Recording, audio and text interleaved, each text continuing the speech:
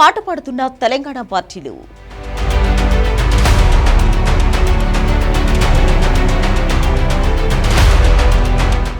కొంతకాలంగా బీసీ చుట్టూనే రాజకీయం.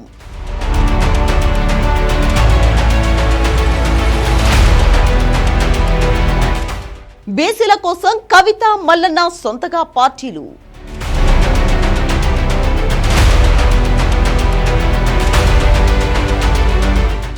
తెలంగాణలో బీసీలకు ఇప్పుడు డిమాండ్ ఓ రేంజ్ లో ఉంది. కొంతకాలంగా బీసీలే సెంట్రిక్ గా పాలిటిక్స్ తెగ హిట్టెక్కుతున్నాయి. ఏ పార్టీని చూసినా బీసీలే దేవుళ్లంటూ పాట పాడుతోంది.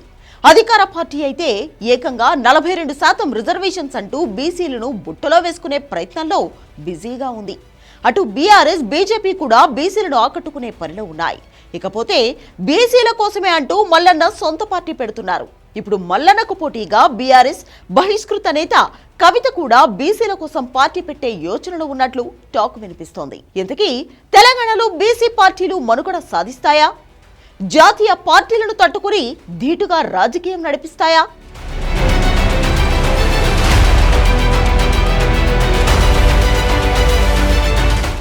బీసీల మంత్రం జపిస్తూనే చింతపండు నవీన్ కుమార్ అలియాస్ మల్లన్న ఎమ్మెల్సీగా గెలిచారు.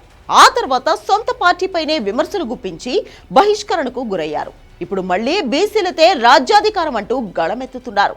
అందుకని సొంతంగా పార్టీ పెట్టి బీసీలను గద్దె ఎక్కిస్తానంటూ నడుం బిగించారు. కొంతకాలం కిందట కాంగ్రెస్ ను ప్రభుత్వం చేసిన కులగణన మీద, బీసీ రిజర్వేషన్ల మీద పార్టీలో నానా రచ్చ చేసి రెడ్డి సామాజిక వర్గాన్ని దుర్భాషలాడారు మల్లన్న.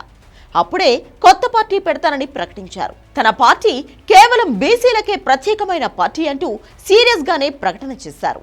కాంగ్రెస్, బీజేపీ, బీఆర్ఎస్, రెడ్డి, వెలమ పార్టీలను విమర్శించారు. ముఖ్యమంత్రి, మంత్రులు, మున్సిపల్ చైర్మన్ల పదవిలో బీసీలు ఉండాలని, బీసీల ఆత్మగౌరవ జెండా ఎగరవేద్దామని పిలుపునిచ్చారు. వచ్చే స్థానిక సంస్థల నుంచి అసెంబ్లీ ఎన్నికల వరకు పోటీ చేస్తామని చెప్పారు.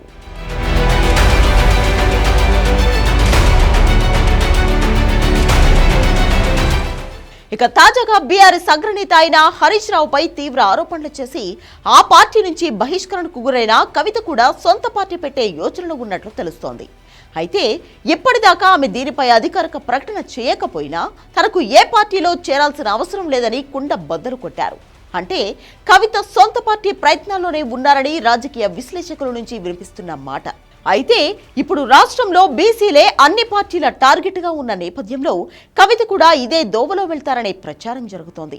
బీసీలనే లక్ష్యంగా చేసుకుని ఆమె తన పార్టీ ఎజెండాని ప్రిపేర్ చేసుకునే పనిలో ఉన్నట్లు టాక్ వినిపిస్తోంది.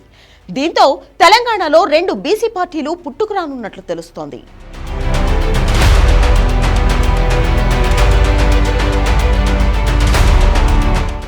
అయితే రాజకీయ పార్టీ అనేది ఏ ఒక్క సామాజిక వర్గానికో పరిమితం కాదన్న విషయం అందరికీ తెలిసిందే. అలాంటప్పుడు కేవలం బీసీలనే లక్ష్యంగా చేసుకుని పురుడు పోసుకోబోతున్న పార్టీల మనుగడ సాధ్యమేనా అన్న ప్రశ్నలు తలెత్తుతున్నాయి.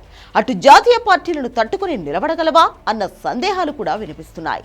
మరి కవిత, మల్లన్న పెట్టబోయే పార్టీల పరిస్థితి ఎలా ఉంటుందో చూడాలి.